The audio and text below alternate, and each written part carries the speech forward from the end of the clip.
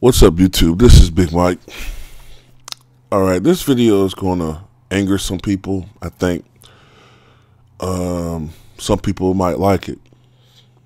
But as usual, if you like it, if you love it, that's good. If you don't like what I put out there, I don't give a fuck. I don't make videos for people to like. I make videos because I'm trying to speak my mind, and I want to speak for people who may not be able to say things in the way that I say them, or may not be comfortable saying things, but I'll speak for them, if that is the case, if that's ever the case. Lonzo Ball, to me, is a decent basketball player. He had a very bad opening night in his career's debut game. Second game was better, though it was against the Phoenix Suns, who are not known for their defense, and they're young themselves. But Patrick Beverley kind of exposed Lonzo Ball, in my opinion. Yes, rookies have up and down seasons. That's to be expected. However, and I have to say this, LeVar Ball put the bar very high for this kid, okay? I'm sorry. When you say things like Stephen Curry, LeVar Ball is going to come into the NBA better than Stephen Curry.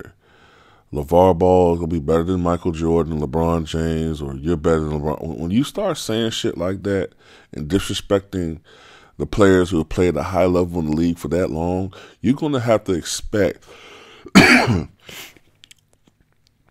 that people are going to come at your son hard. And to be honest with you, the more I look at this situation, the more pissed off I get at the father. Because Lonzo didn't ask for any of this. Lonzo seemed like a low-key dude. Now, he has benefited from his father's shit. Okay? He's benefited from it. The Lakers have a lot of stock in this kid, man. But I just can't help but think that the Lakers are going to be greatly disappointed if they think that this guy is going to be the reincarnation, of a Kobe Bryant or a Magic Johnson or a Jerry West or anything like that, or Elgin Baylor, even though that's not the same positions, but or the same games, but you know what I'm saying. If they think that he can be a top if they think that he could be a top 5, 10, or top 20 all-time player in NBA history, they're sadly mistaken. I can tell you right now, just from watching Lonzo Ball play, I know you're not supposed to judge players like that, but this is the thing.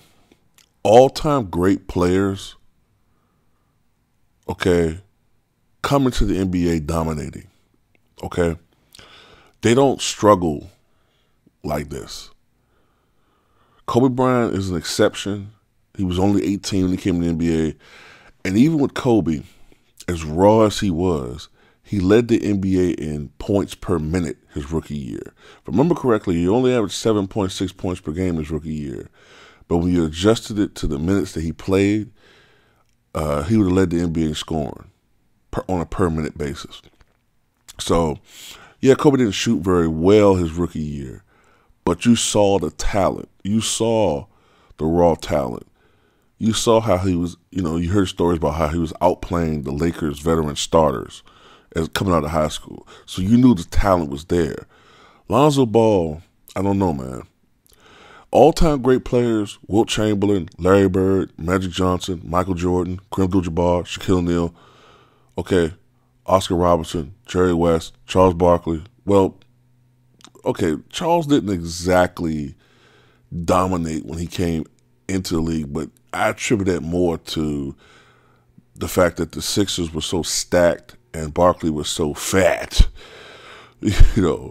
But you get the point. All of these great players, Tim Duncan, need I have to go more on and on, you know what I'm saying? Akeem Olajuwon, okay, do I have to keep going? All of these guys, Karl Malone, they came into the NBA dominating. all right, they came into the NBA already with the physical gifts that they had, making a huge impact on the league. Even if they were, not getting heavy minutes, you saw the impact. Lonzo Ball is in a situation where the Lakers are already like tailor-made for him.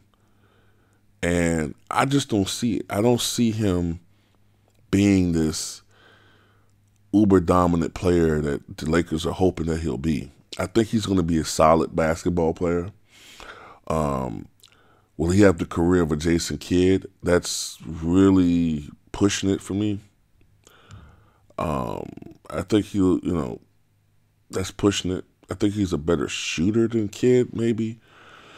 He's definitely a better shooter than Kidd, I guess. But I wonder about the fact that we all know about the shot release. Okay. He had to figure out the NBA game. I think he's talked about how the NBA, the speed of the game is faster. When you talk like that, I remember Michael Jordan. I mean, I'm just sorry. I have to keep bringing up Michael because when you got guys like your father saying you're better than Michael, then I have to keep bringing him up. Michael came into the league and he wasn't expected to be what he was. He was expected to be more of a solid 20-point per game guy, give you some scoring, might play 8 years in the league and be done.